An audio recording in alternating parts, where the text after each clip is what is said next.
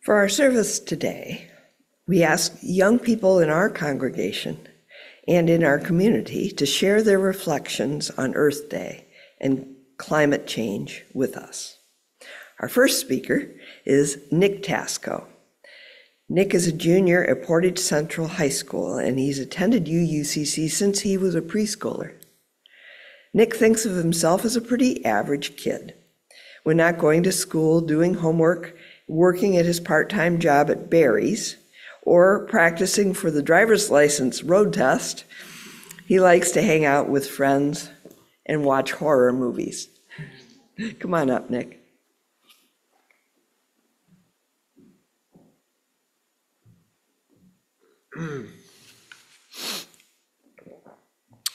I was in early elementary school when I first heard about Earth Day. We would do coloring sheets and stuff like that to learn about it. At my high school, there are clubs focused on environmental concerns and recycling. These days, most of the Earth Day activities are for kids who are involved in clubs. I'm not part of those, but to be fair, I don't really participate in many clubs either, so they aren't really my thing. I think I was in middle school before I actually learned about climate change. It is definitely part of the earth science class that I am taking now. I learn a lot about climate change and the human effects on the planet. Next year, I will be taking an environmental science class that will probably go further in depth with these topics. The environmental clubs that I have organized the environmental clubs also have organized protests outside of the school to raise awareness about climate change. There was a girl in one of my classes that told me that she was part of a group that meets with elected officials to talk about climate change and what actions the government is taking. Outside of school, I don't spend a lot of time talking about climate change. To be honest, it's a pretty depressing topic. Sometimes we poke fun at the pointless actions corporations and the government seem to be taking it to combat it. I've learned about the impacts of climate change at my school, but it really hit home for this winter when there was less of an inch of snow on the ground. The weather is mainly how climate change is impacting me, but I know that I'm one of the fortunate ones. There are people around in this world who have way more war situations, clearly. I have no idea what the future holds for me.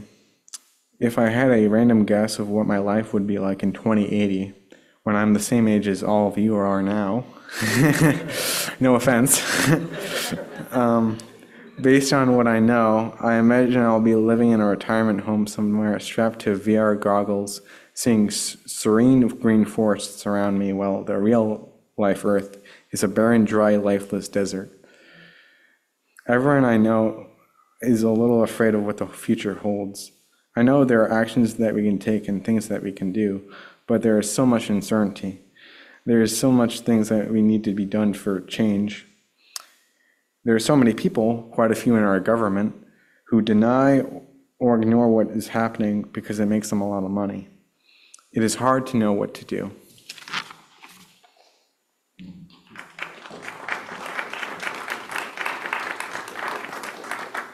Thanks, Nick. Now, let's welcome Joel Folkert. Joel was raised in Hudsonville, Michigan, the oldest of 3 siblings. He went to Michigan State University to study zoology and graduated in 2016.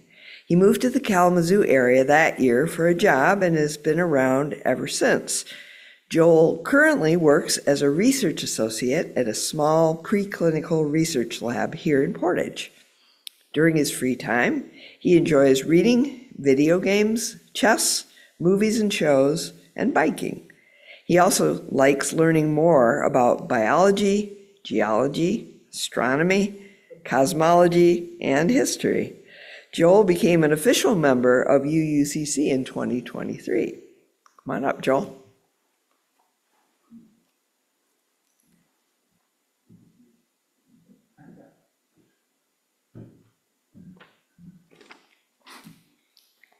All right. Hello, everyone. And first, I wanted to say thanks to Nick for sharing his perspective. I think it's very understandable to feel such anxiety and even hopelessness when confronted with the many challenges related to climate change. Myself, I remember being in middle school when I first became aware of it. At the time, it seemed like a relatively faraway problem, and I accepted it unquestionably when my parents would say that, of course, we would need to make some changes, but we couldn't move too fast or we would risk disrupting society. Years passed, and slowly my attitude curdled into anger and disappointment as I watched vast numbers of people dismiss the experience of anthropogenic climate change entirely, and as I watched politicians continue to do almost nothing to meaningfully change our energy sources or our emissions. And also as it became clear that my parents' words were just there to placate me as they continued to vote for these same politicians that ensured that people would not change. For the better part of a decade, and until very recently, I felt quite hopeless about the subject. I would wonder how many years it would be until things started falling apart. I would wonder what I was working towards in the future if it all seemed so bleak. But my thinking has changed in some ways, and today I'd like to talk a little bit about why that is. And for this, while the main topic at hand is climate change, first I do need to take a moment to talk about how we get news in our world today. We live in the information age, and while the incredible technology at our fingertips has a lot of potential, it also brings with us some new problems. I would imagine that some of the people in this room could speak to how much has changed in the past few decades, and especially in how we get our information, how we're now constantly bombarded by different news and different stories from all directions. There are dozens of major outlets, countless minor outlets, and countless more independent influencers on social media, all competing for our attention. They need clicks, they need ad revenue, they need page visits, and to do that, they need to get our attention via every headline and attention-grabbing headline possible. Bleh. Awkward sentence. The result I have found is an endless race to the bottom, where every last bad thing, every negative story, everything that elicits anger and disappointment and self-righteousness is pushed to the front as much as possible. It's very easy to get caught in a feedback loop of negativity, to end up a burnt-out husk of anxiety, sure that the world is on the fast track to apocalypse in every subject available. How do we deal with this? Well, for myself, the only way to win has been not to play. I've given myself permission to take a step back from the 24/7 barrage of information and slowly build up my knowledge from more direct sources. After all, if one really cares about a subject, this is surely a better use of my time anyway, right? And when I turned my attention to climate change, I was in some cases surprised by what I found. Now, I don't want to sugarcoat things here. Climate change will be the preeminent issue faced by humanity in the 21st century, and a great many people will face terrible hardships because of it. And I certainly don't want to minimize the worries that anyone might very reasonably have on the subject. But in my humble opinion, all is not lost. The future is not hopeless. There are many passionate people out there today working hard to make progress on the issue. And we have had positive achievements in the past couple of decades. And on that note, turning to figures, I had 3 figures prepared for you all, but because of the slides, we had to cut them up. So if we want to move on, we will see the primary part of figure 1. Yes, from the latest IPCC climate report. That one. Thank you. So this is figure 1 from the most recent IPCC climate report, which is something that gathers climate scientists from around the world to pool their information together and to create a series of reports full of practical and easy to understand information for use by world leaders. And while there's a lot going on in some of these figures, The gist here in this one is that this is a representation of some potential paths for the world going forward based on different emission scenarios. Now, these can range from some of the low emission scenarios that you might see at the bottom there. And these are representations of immediate large-scale reductions in emissions and change in energy consumption patterns. On the other hand, up on the top, you can see high emissions scenarios. These are the sorts of scenarios that would lead to the sorts of futures that we were warned about 20 years ago, back when you might have remembered An Inconvenient Truth or things like that. Now, a question I might have for the congregation is, based on climate data we have now, which of these scenarios do you think our current trajectory might more closely line up with? Any guesses? So, it's a little bit of a trick question because our current trajectory does not perfectly match any of these. But if we move on to figure 2, the next one, you may find, sorry, this is the end of the first figure. So one more. You might find that currently we are closer to the intermediate. So closer to figure the third of the 5 different scenarios. And we aren't quite there yet. Specifically, we would need to see some significant emissions reductions after the year 2050, especially, in order to follow up with that scenario. But despite that, despite the fact that we aren't there yet, if you look here, you'll see that our current policy implementations, without future improvements, is looking to cap global CO2 emissions at somewhere in the general range of 60 gigatons of CO2 per year, which is bad. It's not good enough. But it is worth noting that this is quite a lot less than the 80 to over 100 gigaton scenarios envisioned in scenarios 4 and 5, the ones that would lead to warming in excess of 4 or even 5 degrees Celsius by the end of this century. And it suggests to me that we might be seeing warming in the vicinity of 3 degrees Celsius by the end of this century. Especially if the effects that we're already seeing act as a stimulus to expand renewable energy sources. I, for one, believe that that may reasonably be expected going forward. We can go forward again. And this is just a little bit more detail about this current trajectory. If we could go forward one more. And figure 3 here shows that both the cost and the amount of energy being produced by renewable energy over the past few decades. If you look, you'll see the yellow band on the top 3 graphs there. And that yellow band is a representation of the cost of various fossil fuels.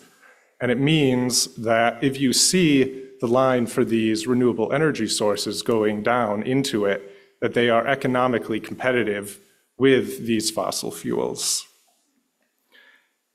And as noted, the scale of, in the corner there, the scale for some of these bottom ones is different, but it is there to show the differences in adoptions of these types of renewable resources over time. And while the scale is different between them, one thing you may note is that the pattern for all of them is the same, and that is showing an exponential growth model. And while we cannot really extrapolate out into the future reliably, it's a very good sign that this is the shape of the graph that we see. Based on all of this, and looking up projections on the US Energy Institution, there are projections that here in the United States, one of the largest producers of emissions in the world, that the proportion of the country's energy needs that will be met by renewables and nuclear energy will more than double over the next 2 decades and account for the majority of the United States' energy needs. This is still not enough. We need to continue to push for more aggressive adoption. But energy use is genuinely moving in the right direction, and it can continue to improve. I especially believe this improvement can continue due to changing attitudes among younger people. A Pew Research study from last year, 2023, found not only that, as you might expect, each generation was noticeably more in favor than the one prior to it, in terms of taking aggressive stances to combat climate change, but also that the current group of 18 to 29-year-olds, a group that I will be leaving next month, is the first where half of the respondents want to cut out oil, natural gas, and fossil fuels in general from our energy use entirely, not just reduce it. And there's little reason to believe that this trend will reverse moving forward. Anecdotally, I can say that this does match my own experiences as well. While there are many, many older people in my life who are skeptical either about the existence of climate change entirely or about the need to take drastic steps to combat it, I don't know pretty much anyone who's younger than 40 who would have strong opposition to the subject. Because for us, we know that we will be personally impacted. Maybe it's cynical, but if you can't count on people's goodwill, perhaps you can count on their own self-interest. And in order for this to happen, in order to ensure that this change does happen, we need to work to ensure that it's more than just well wishes and optimistic thinking. But at the same time, we need to have hope to motivate us. It's easy to give in to despair, to say that it's too late, and that we couldn't have changed enough anyway. But we can change, and we will change.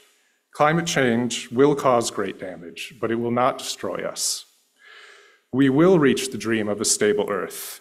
And to do that, we need to work together and ensure that our current progress is only the beginning of what we have accomplished.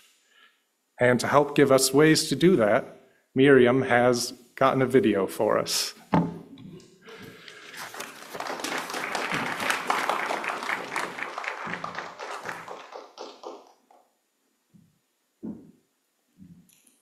Well, if nothing else, Joel, you gave me faith in the generations coming behind us. So get rid of us and somebody will do a better job than we have. So for our final speaker today, we had arranged for a member of the Ardea Youth Climate Coalition to join us to talk about the work the organization is doing to educate and engage young people in the fight against climate change.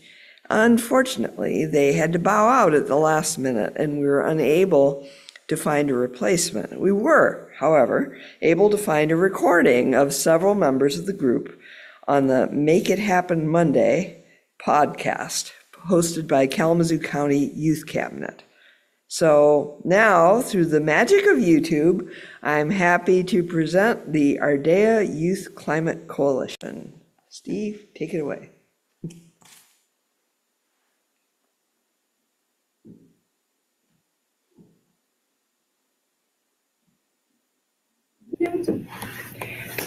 Good evening, everybody. Welcome to the Make It Happen Monday podcast. My name is Genesis Griffin. I'm just going to turn it right over because we got a lot to get through today.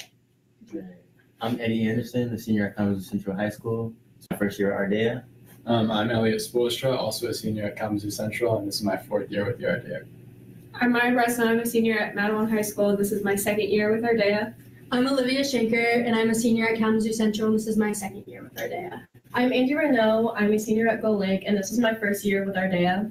My name is Harper Horvath. I'm a senior at Portage Central, and this is my 1st year. Okay, so Ardea is a youth climate coalition, and we are like an extension of the Kalamazoo Climate Crisis Coalition and the Kalamazoo Nature Center. And it's been around for 4 years, and it started in 2020. And Elliot can tell you about that. So I joined in 2020. It was just a startup pilot program, and we started out just some kids worried about climate change, passionate. Throughout the summer, throughout 4 years, every year we do a training week with our new members. as people go and graduate to college. We have about 10 members. 4 of us aren't here today, but so we do this training week. Professionals come in, they talk to us, teach us about climate change. We get educated, and then at the end of the week, we get to like discuss and figure out what our goals want to be for this year. And we have like a budget, and we plan out. And this year, we've been doing a lot of cool things. And I think we'll talk about that tonight. And someone else want to. Yeah, well, I guess just a little more about who we are, just to like clarify that bit. So every year the program accepts 10 students. So next year we will be accepting 10 new students, because once you're in for the duration of high school. So we accept members 9th through 12th grade from any school in Kalamazoo County.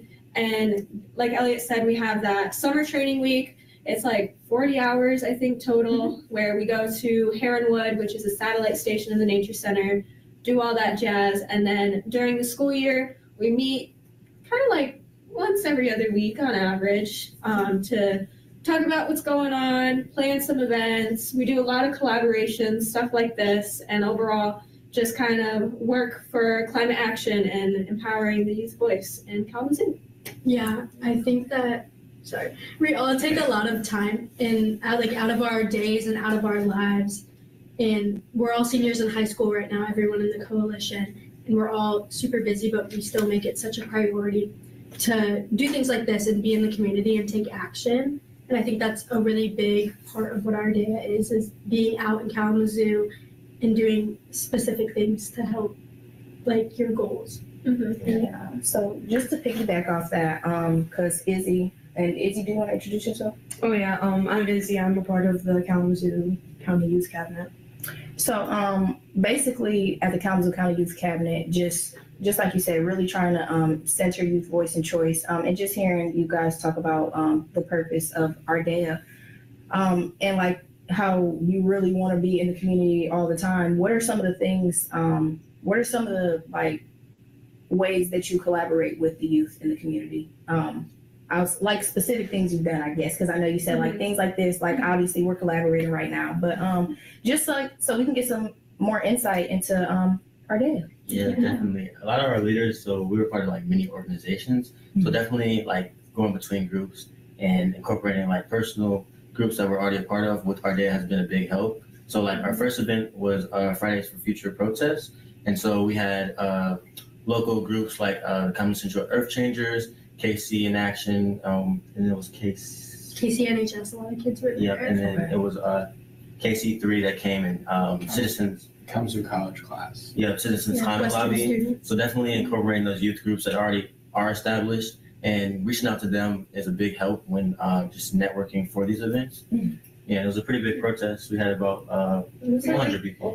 Yeah, it was Yeah, I like think that 120, estimate- 130. Yeah, that was the estimate. So it was a pretty good turnout. I think overall, like, we're high school students, so of course we try to engage high school students a lot, but I feel like we recognize that overall, like, youth in general, high school, younger, and slightly older than us college kids, we don't really have that much of a platform to like talk about these things and like work for solid actions in our community, right? So that's kind of what we hope to do, is to kind of like bridge that gap a little bit, because we do have a lot of connections with like the adult organizations. So like Kalamazoo Climate Crisis Coalition was mentioned, the Nature Center, the Kalamazoo Citizens Climate Lobby. So I mean, those are all things that students are welcome to be a part of, but right now they're just not. So we've kind of worked as a go-between between those groups that are already doing a lot and the greater youth population, and kind of and like merging those together. In past years, we've done things like work directly in like a Kalamazoo public schools, like elementary school, and we did kind of like this like little small program where we would go in like once a month and talk and teach about the really basic things behind climate change and like why it's happening and what's happening.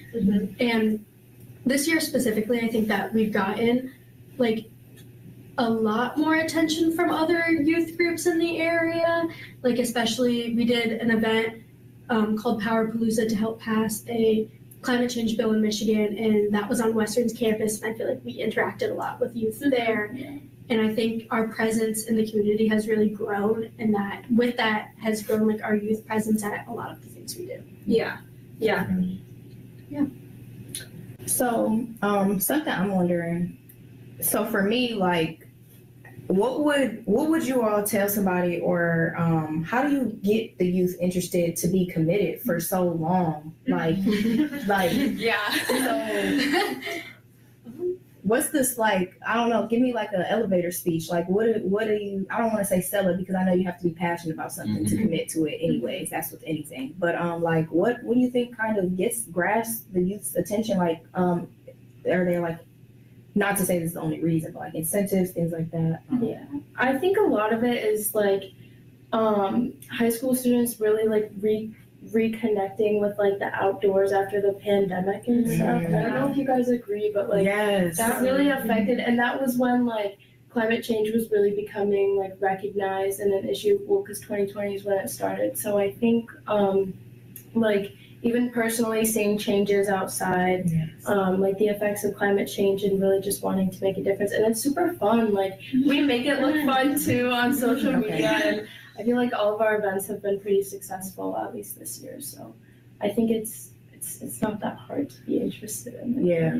I mean, Go ahead. like the other, like one of our last events, we literally went and built snowmen and posted on social media. It's just, it's attention, it's simple, it's easy, but we had so much fun. so much fun. And like throughout the years of being in our day, it's like I've had multiple different friend groups. Like it's just like it becomes almost a family even after that. Yes. Like 40 hours a week, and you're doing things all together. You all like have the same drive and passion. It's hard not to get connected and like have a lot of fun. It really I is. love that. No, I agree. I also think there's like what drives us, like I think like really sadly it's the fear of it. But I think with the fear we've all like, it's being around the people who care and like being surrounded by other people who think the same way you think. And it's not just Ardea, it's all of the other people who come to our events and who are in our communities and who are our friends. And it's like being around those people, like you almost feel safer and like you can be with them, and it's okay to be vulnerable about a topic you're nervous about. Yeah, it's also really empowering. Like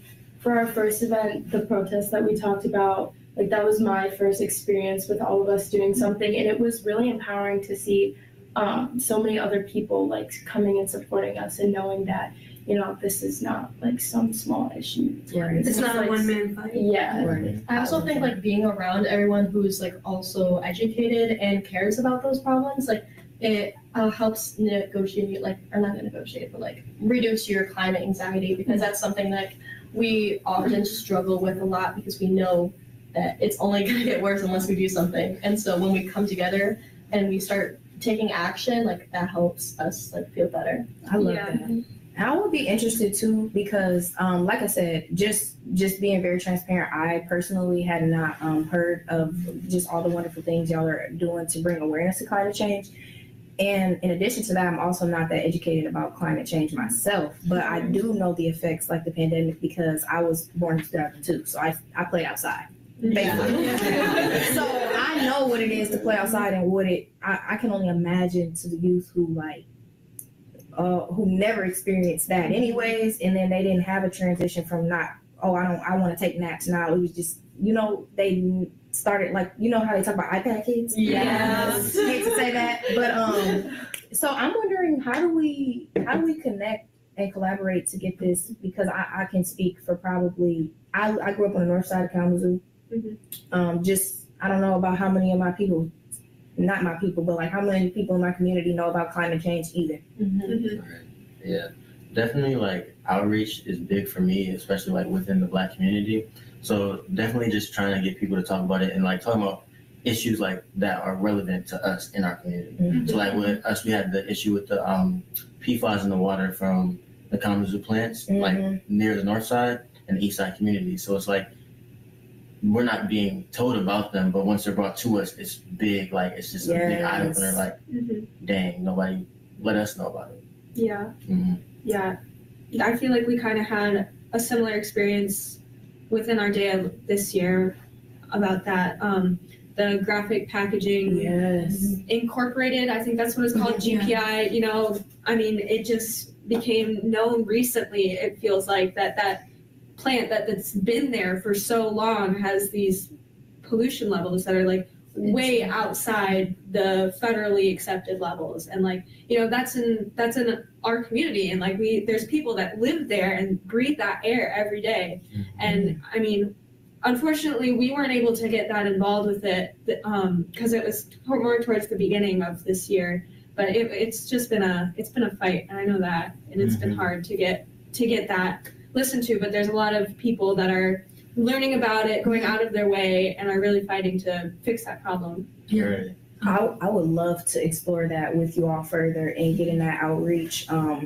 Just speaking from the Kid Network standpoint, a lot of our youth serving organizations are on the north and the east side. There's no after-school programs on the west side, and barely any on the south side. So, but I feel like there's, and just not to segue, but there's like extra layers that like contribute to like the not focus of climate control. And so I think that makes it extremely more vital why we have to incorporate that into those spaces. So we definitely got to follow up on that. Yeah. Definitely.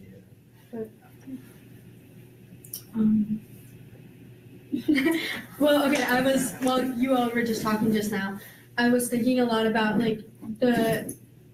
Ardea isn't just about like climate action, it's also about climate justice and education. And there's so many levels to like what we do and why we do it.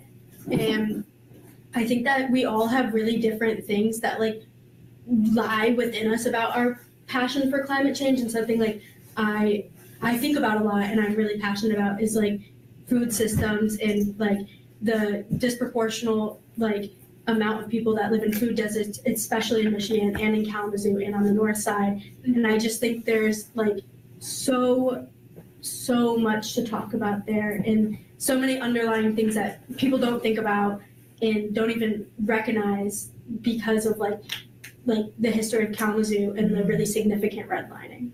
Yeah, that's something that we also talk about a lot when we do things like this. It's just the intersectionality of climate change. Like every issue that exists pretty much can be tied back to climate change. So that's something that we really try to push because, I mean, already our school systems don't really address the issue, but when they do, they present the science, which that's all that we get to know. But there's so much more to it. There's so many more different intricacies and problems within climate change, like the food deserts. That's a really big one that Olivia was talking about. So something else that Ardea is really big on, and we do a lot during our training week, is we call it finding your why, or like your personal storytelling. So like, what is it that makes you passionate about this? Why do you care? And for most of us, it ties back into either one, an outdoor place that we had visited frequently when we were young, and two, some type of issue that we faced in our community. And that's a lot of what we're seeing, especially in Kalamazoo today, with food deserts and with limited access to green space and all of those things just kind of tying together. So I feel like in our work, that's a lot of what we try to do. We try to bring out the intersectionality, and we also try to encourage people to find their why and find their personal climate story.